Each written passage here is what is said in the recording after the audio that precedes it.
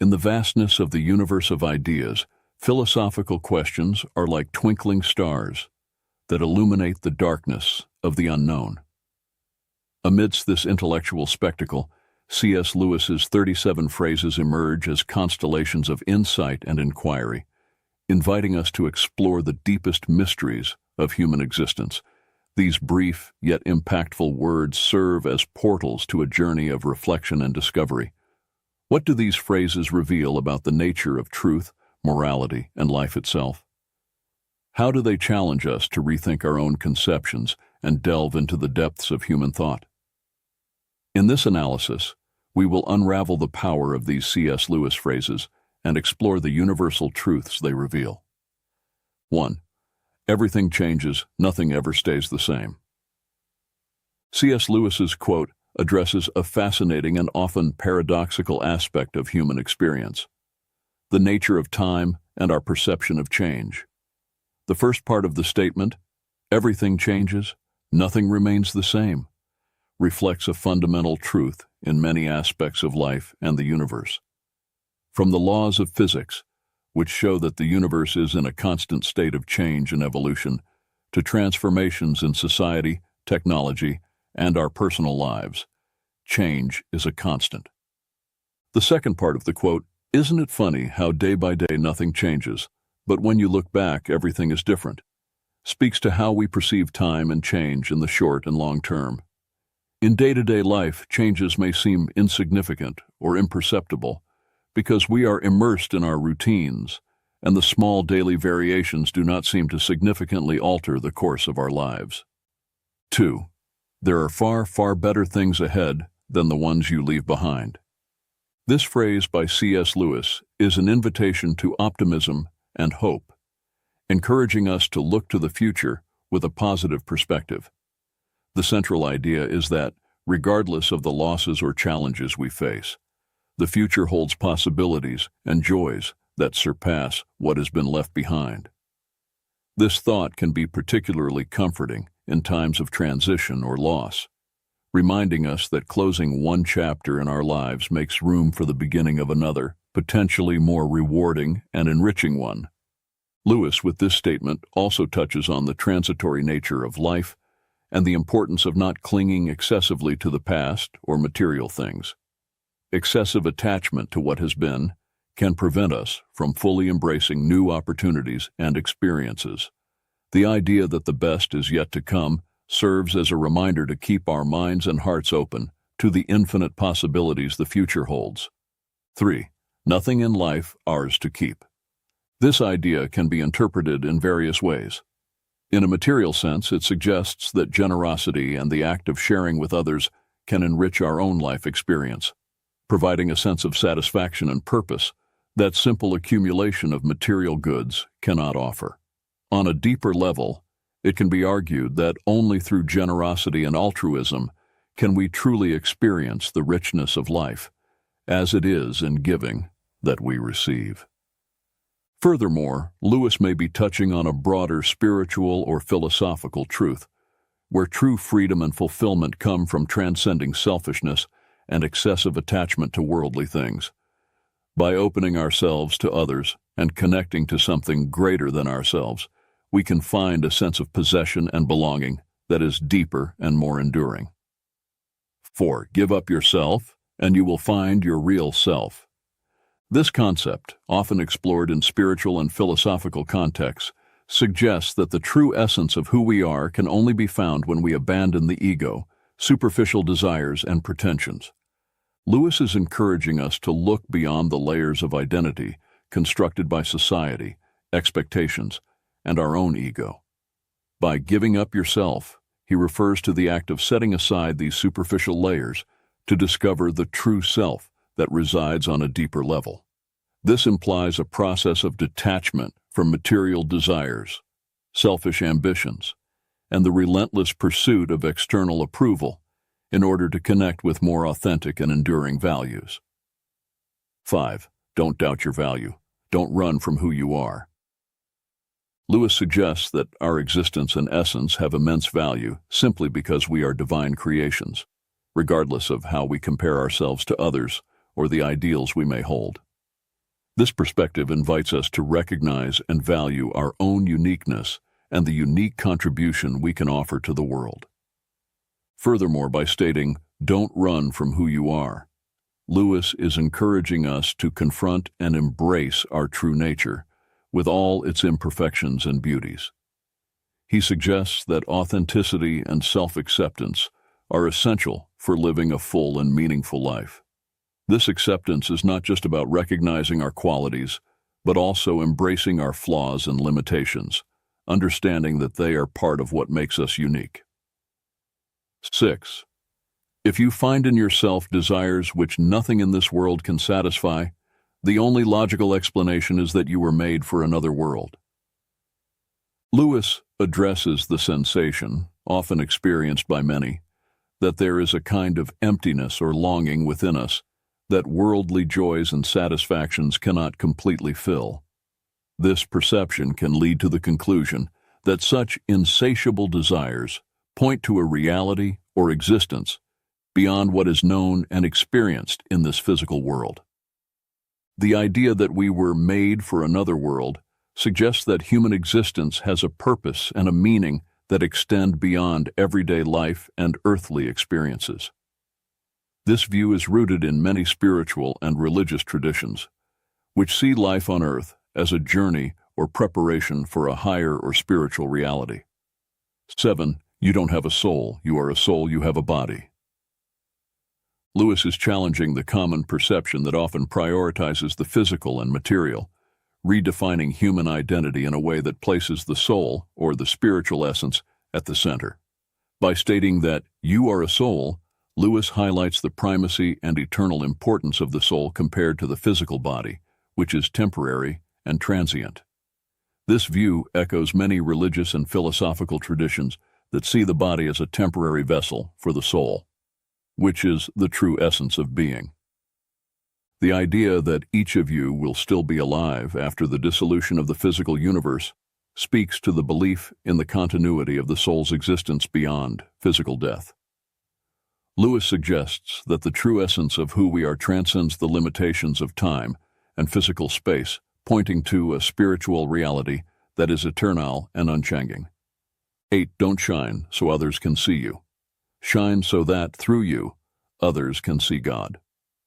This idea is deeply rooted in the Christian notion of testimony, where an individual's life is seen as a mirror or a beacon that reflects God's light to the world. Instead of seeking personal glory, Lewis suggests that we should aspire to live in such a way that our actions, words, and even our presence allow others to glimpse divinity, goodness, and truth that transcend our individual existence. This perspective shifts the focus from the self to the other and ultimately to the divine, promoting a way of living that is marked by generosity, service, and authenticity. By shining not for our own enhancement, but to illuminate the path to God, we are called to an existence that values humility and altruism, recognizing that our greatest contribution may be to facilitate others in finding their own connection to the sacred. 9.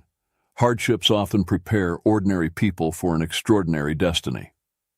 Lewis suggests that challenges and adversities are not mere meaningless obstacles, but rather instruments of growth and preparation. Difficulties have the potential to transform us, shaping our character and refining our virtues in ways that prosperity and ease simply cannot. This process of growth through adversity is often what prepares us to take on larger roles and responsibilities, leading us to destinies that far surpass our initial circumstances. By mentioning that God allows these experiences of low points, Lewis is touching on the notion that there is a divine order and purpose behind life's events, even those that seem negative at first glance. The lessons learned through adversity are seen as essential to our spiritual and personal development, teaching us perseverance, compassion, humility, and dependence on a force greater than ourselves. The idea that God does not make anyone wait unless it is good for him to wait reflects a view that God's timing is perfect, even if we do not immediately understand it. Patience and waiting are seen not as emptiness or meaningless inactivity, but as an opportunity for internal growth and preparation for what is to come. Thus, Lewis encourages us to face difficulties and periods of waiting, not as abandonments, but as integral parts of a larger plan that leads us to an extraordinary destiny. 10. Experience is the most brutal of teachers. By referring to experience as the most brutal of teachers, Lewis is underscoring the often harsh and unforgiving nature of real life as a vehicle for learning. Unlike theoretical or academic learning, experience educates us through successes, and more often through failures, losses, and challenges. These moments can be painful and difficult to endure, but they are also incredibly potent in forging character, resilience, and wisdom. The second part of the phrase, "But you learn, my God, do you learn," emphasizes the effectiveness of this type of learning. Despite its brutality, or perhaps because of it, the lessons learned through experience tend to be deeply internalized. The direct experience of consequences, whether positive or negative, engraves knowledge in a way that passive instruction rarely achieves. 11. Repeated failures are fingerposts on the road to achievement. In describing failures as fingerposts, Lewis suggests that each failure serves as a lesson and a guide, pointing towards adjustments and changes necessary in our approaches, strategies, or even in our understanding. These posts illuminate the way, offering critical insights that help us navigate the path towards our goals. The idea of failing forward is particularly powerful. It implies that each failure, instead of pushing us backward, actually propels us forward, bringing us closer to success. This is because we learn, adapt, and grow through our experiences of failure. This concept encourages a mindset of resilience and persistence, where obstacles are seen as opportunities for development and improvement. 12.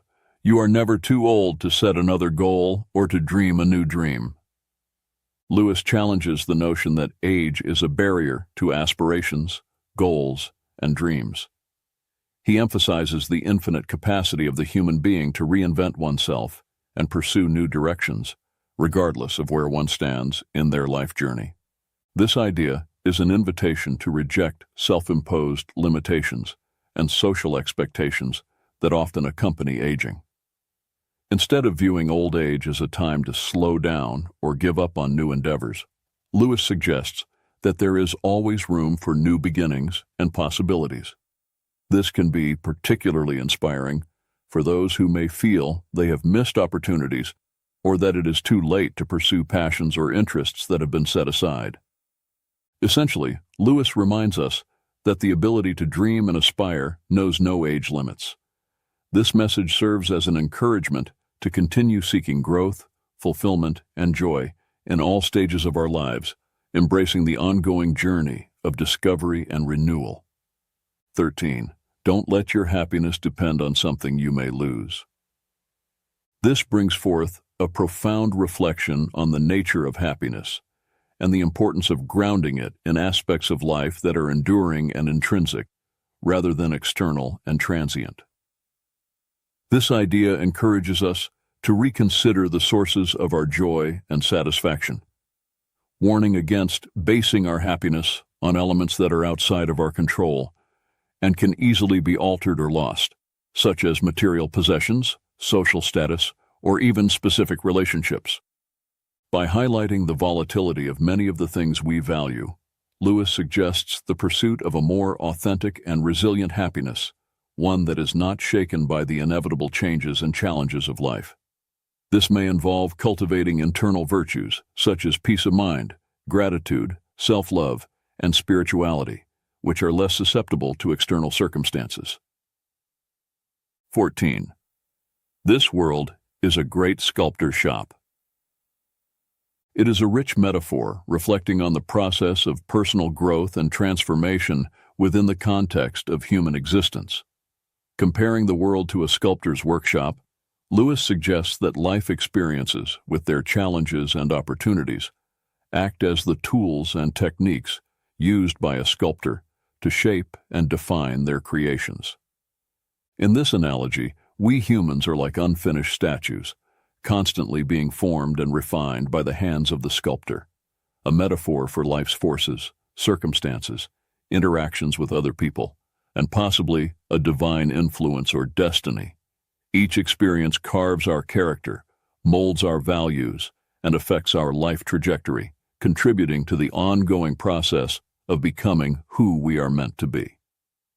The rumor that some statues will come to life can be interpreted as an allusion to the idea of reaching a state of awakening or spiritual enlightenment, where one becomes fully aware of their purpose, their essential nature, and their connection to something greater than themselves. This can also be seen as a moment of personal fulfillment, where a person transcends previous limitations and emerges more alive, authentic, and fully realized. 15. We are mirrors whose brightness, if we are bright, is wholly derived from the sun that shines upon us. Comparing ourselves to mirrors suggests that our value and brightness are not inherent, but reflected from a larger external source, in this case, symbolized by the sun. This source can be interpreted in various ways, including love, truth, beauty, or in a spiritual context, the divine. The idea that our brightness is wholly derived from this external source reminds us of our dependence and connection to something beyond ourselves to find meaning, purpose, and light in our lives. The second part of Lewis's reflection about the importance of keeping the self clean and bright to have a clear view of God reinforces the idea that our ability to perceive and reflect truth and beauty is affected by the state of our inner being. Just as the view of the moon can be obscured by a dirty telescope, our perception of the divine or the deeper meaning of life can be clouded by our faults, biases, or spiritual neglect. 16. There are two kinds of people, those who say to God, "Thy will be done," and those to whom God says in the end, "Thy will be done." Lewis delineates a fundamental division between those who choose to submit to divine will and those who insist on following their own path, regardless of divine guidance. By saying, "Thy will be done," an individual expresses a willingness to align with God's purposes and plans, placing God's wisdom and authority above their own preferences and desires.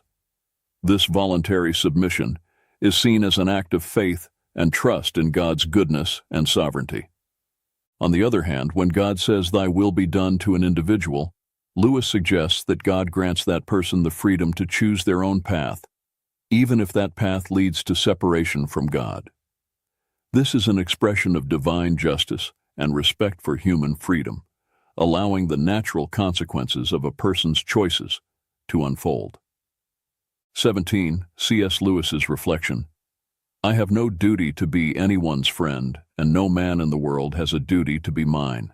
No claims, no shadow of necessity. Friendship is unnecessary, like philosophy, like art, like the universe itself, for God did not need to create. It has no survival value. Rather, it is one of those things which give value to survival, addresses the nature and value of friendship in a deeply contemplative manner. Lewis is highlighting that friendship, unlike basic needs such as food and shelter, is not essential for our physical survival. However, he argues that it is precisely this unnecessariness that elevates friendship, philosophy, art, and the universe to something that transcends mere functionality or utility.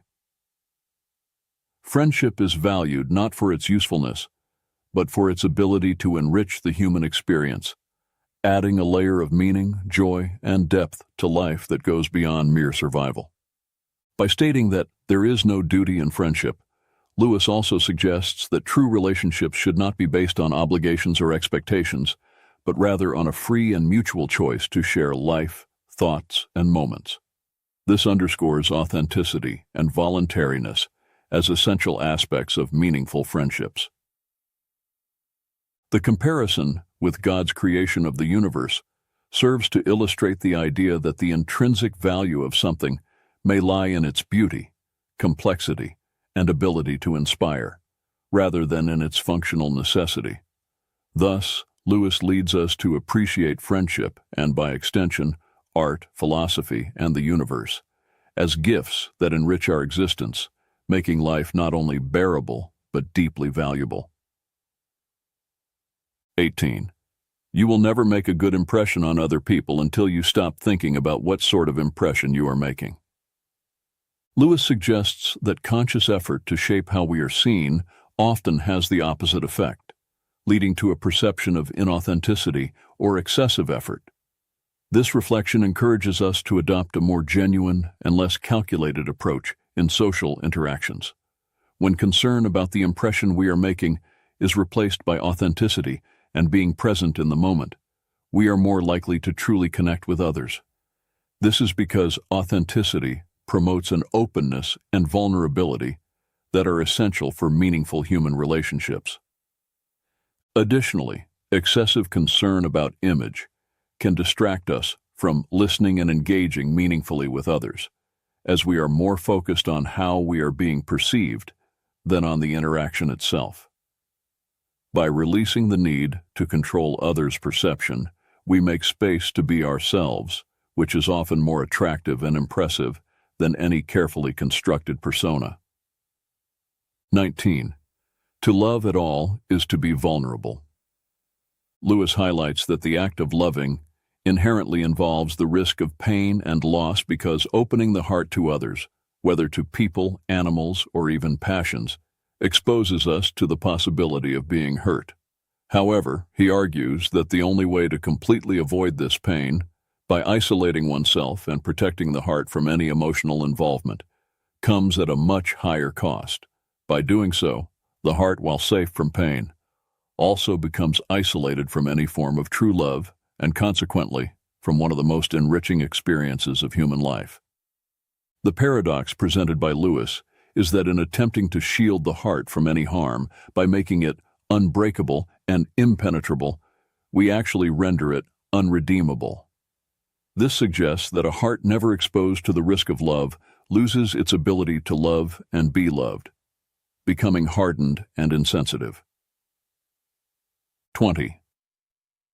What draws people to be friends is that they see the same truth. Highlights the importance of intellectual and spiritual connections in forming deep and meaningful friendships. Lewis suggests that at the core of true friendships, there is a mutual recognition and appreciation of certain values, ideas, or fundamental truths that transcend superficial circumstances or passing interests. This view underscores that friendships are not merely based on convenience, physical attraction, or social circumstances, but on a deeper connection that involves the discovery and acknowledgement of a shared truth. This truth can refer to a common understanding of life, moral principles, a shared passion for certain subjects, or even a similar worldview. The act of sharing this truth implies not only recognizing it, but also experiencing and exploring it together, which can provide a solid foundation for the development of a lasting friendship. Friendships rooted in this kind of mutual understanding tend to be more resilient and enriching, as they are based on the mutual appreciation of aspects of being that are considered significant and valuable. 21. Love is a steady wish for the loved person's ultimate good. Lewis redefines love beyond the common notion of intense emotion or physical attraction. He presents love as an active and deliberate commitment to the well-being and happiness of the other person, regardless of circumstances or one's own emotions. This conception of love as a steady wish emphasizes the volitional and intentional nature of true love. It is not seen as something passive or merely sentimental, but as a continuous choice to prioritize the good of the loved one. This implies a commitment to actions and decisions that promote the well-being and fulfillment of that person, even if it requires sacrifice or selflessness. By qualifying the supreme good so far as it can be attained, Lewis also acknowledges the reality of human limitations and life circumstances. He suggests that while love aspires to the ideal of the highest good for the loved one must act within practical possibilities and the limitations of the real world. 22. Do not waste time bothering whether you love your neighbor. Act as if you did, and you will. explores a pragmatic and action-oriented approach to loving one's neighbor, a central idea in many ethical and religious traditions. Lewis suggests that instead of being paralyzed by internal analysis of our feelings or doubt about our ability to love others, we should simply start acting as if we love them. This principle reflects the idea that love can be both an action and a feeling, and that by choosing to act lovingly, regardless of our momentary feelings, we can cultivate genuine feelings of love over time. 23. No man knows how bad he is till he has tried very hard to be good. Addresses the complexity of human nature and the discovery of personal character through the effort to live according to high ethical or moral standards. Lewis suggests that it is in the process of striving to act rightly and do good that we often come face to face with our own failures, limitations, and negative tendencies. This reflection implies that understanding our own imperfections and the ability to recognize our faults are amplified when we put ourselves to the test, seeking to live virtuously. This can be a humbling experience as we discover that goodness and virtue are not as easily achieved as we might have imagined, thus revealing the depth and persistence of our flaws and weaknesses. 24. In God there is no hunger that needs to be filled, only plenteousness that desires to give, reflects a profound theological view on the nature of God and the relationship between the divine and humanity. Lewis suggests that God, being a being of fullness and perfection, has no needs or lacks. Instead, he is an infinite source of generosity and giving. This idea contrasts the conception of God with human nature, which is often driven by needs, desires, and a constant search for satisfaction. Instead, God is portrayed as someone whose essence is fullness, needing nothing from us to complete or improve his being. Therefore, God's desire to relate to humanity and provide for his creations is not motivated by a lack or need, but by an expansive and generous love that seeks to share his own fullness. 25. If a person thinks she is not conceited, she is very conceited indeed. Addresses the paradoxical nature of self-perception, especially regarding pride and vanity. Lewis suggests that excessive self-assurance in one's humility can ironically be a sign of deep pride. The act of considering oneself free from vanity can be in itself a manifestation of vanity, as it implies satisfaction with one's supposed moral superiority or self-control. This observation points to the complexity of human nature and the difficulty of achieving true humility, which is not based on denial of one's own faults, but on sincere recognition of them. True humility involves honest self-assessment and a willingness to accept that, as human beings, we are all fallible and susceptible to error and pride. 26. Pride is spiritual cancer. C.S. Lewis's view of pride as a spiritual cancer highlights the destructive nature of this vice in a person's spiritual and relational life. By describing pride in this way, Lewis suggests that it corrupts and consumes the ability to love, find satisfaction, and even exercise good judgment. Pride is presented not just as a minor character flaw, but as a corrosive force that can destroy the most fundamental aspects of human and spiritual well-being. The second quote expands on this idea, explaining how pride obstructs knowledge of God. Lewis illustrates this with the image of a proud person who is always looking down, both literally and metaphorically, judging others and circumstances from a position of supposed superiority. This posture of looking down symbolizes a self-imposed barrier that blocks sight and openness to higher realities, including the spiritual. Therefore, as long as one is stuck in this attitude of pride, they will be unable to perceive or connect with God, who is above in the spiritual sense. Both quotes emphasize the idea that pride not only negatively affects interpersonal relationships and self-image, but also constitutes a significant obstacle to spiritual growth and perception of realities beyond the self. Lewis invites us to recognize pride as a serious impediment to love, genuine happiness, and wisdom, encouraging a constant pursuit of humility as a path to spiritual health and true knowledge. 27. Only the pure in heart want to see God. This quote distills a profound truth about the nature of spiritual longing and the necessary condition for genuine seeking of God. Lewis suggests that purity of heart is not only a quality that makes someone fit to encounter God, but also the very characteristic that awakens the desire to seek Him. Purity of heart can be understood as a cleansing of intentions, an absence of falsehood or duplicity, and a sincerity in the pursuit of truth and good. This purity involves an orientation of the being toward what is genuine and good, free from the distortions of selfishness, pride, and disordered passions that can obscure spiritual vision and deflect the quest for truth. By stating that only the pure in heart desire to see God, Lewis is highlighting the idea that the desire to know and draw near to the divine requires a certain inner disposition characterized by purity and sincerity. This implies that the spiritual journey toward God begins with an inner work of purification and alignment of the desires of the heart with spiritual values. 28.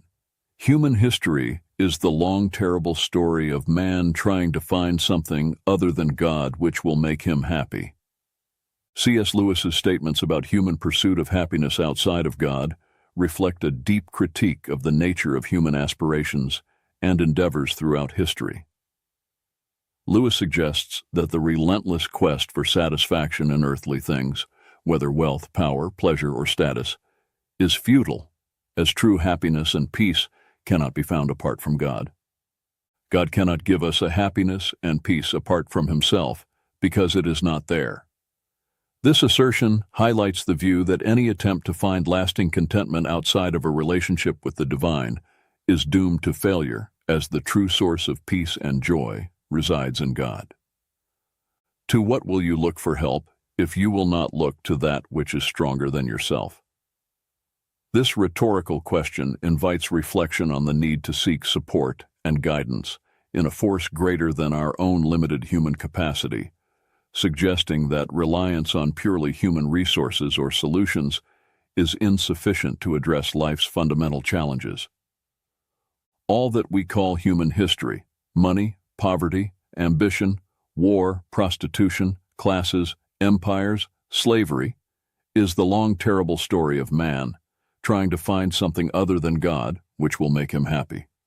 This observation about human history as a series of failed attempts to find satisfaction in earthly substitutes for God underscores the view that many human endeavors and conflicts stem from a misguided search for meaning and contentment.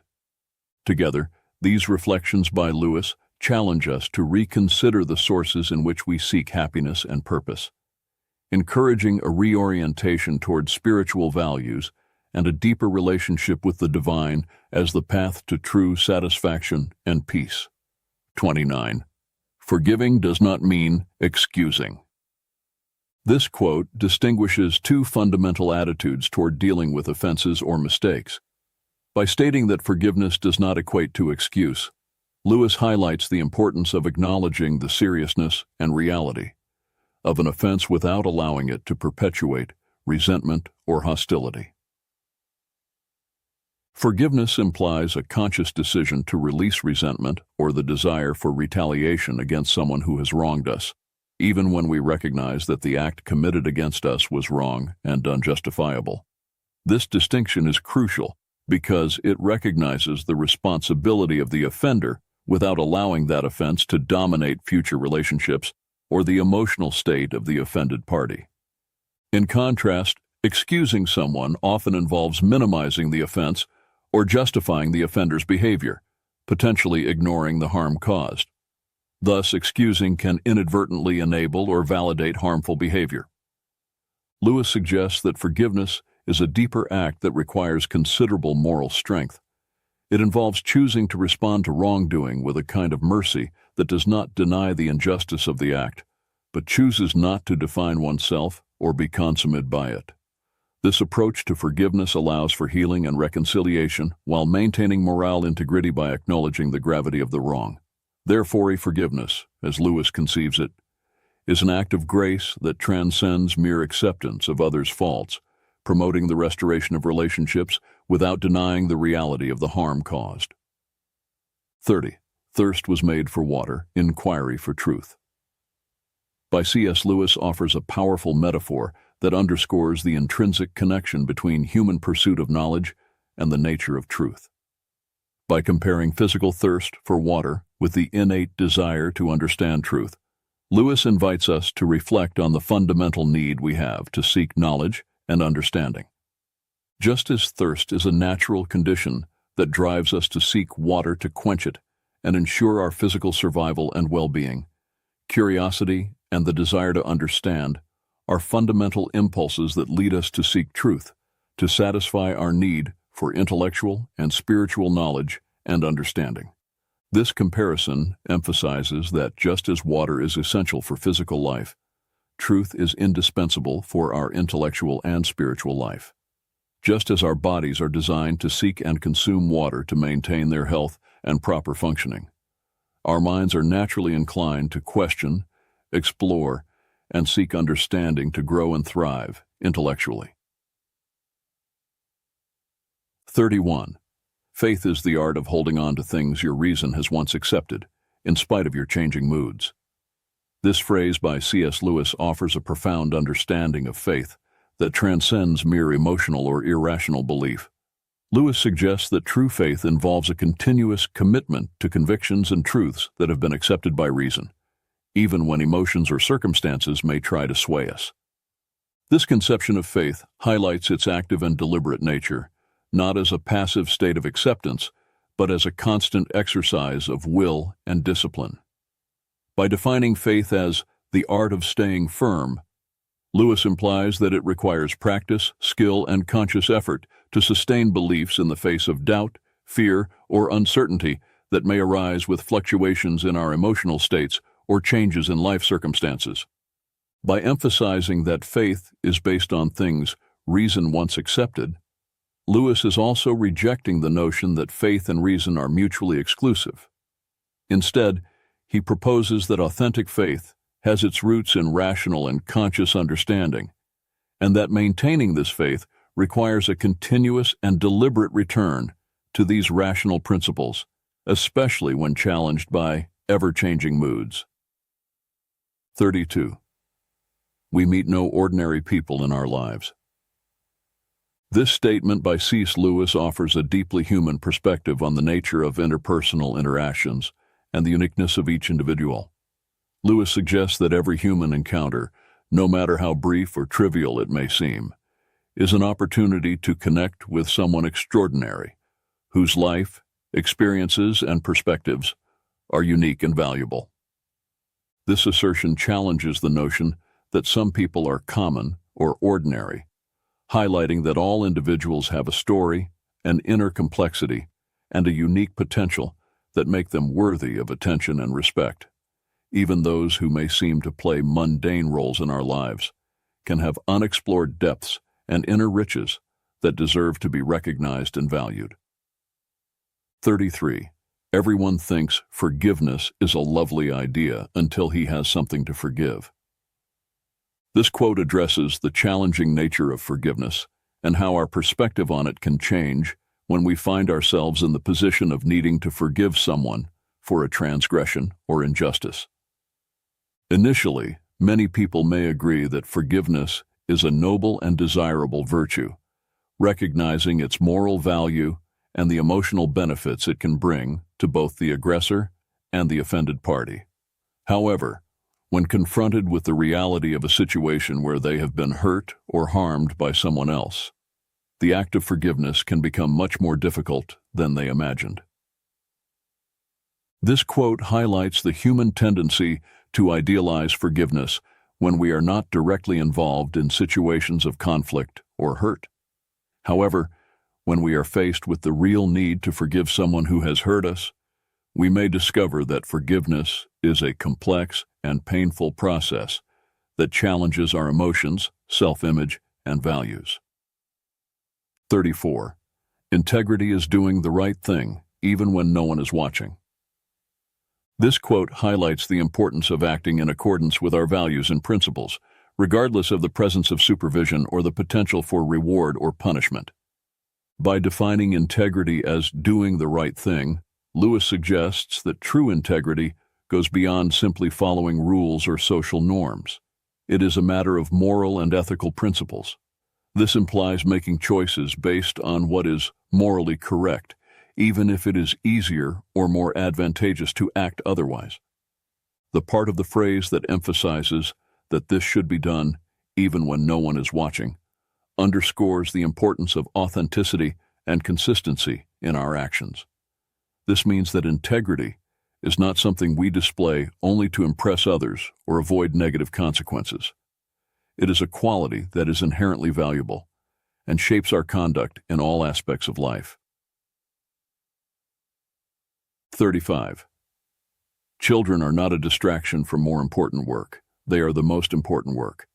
This quote emphasizes the priority and significance of caring for and raising children in a person's life. In doing so, Lewis highlights the responsibility and privilege that parents have to shape and influence the development and future of their children. This statement challenges the common notion that caring for children is merely a secondary part or an obligation that competes with other activities considered more important or meaningful.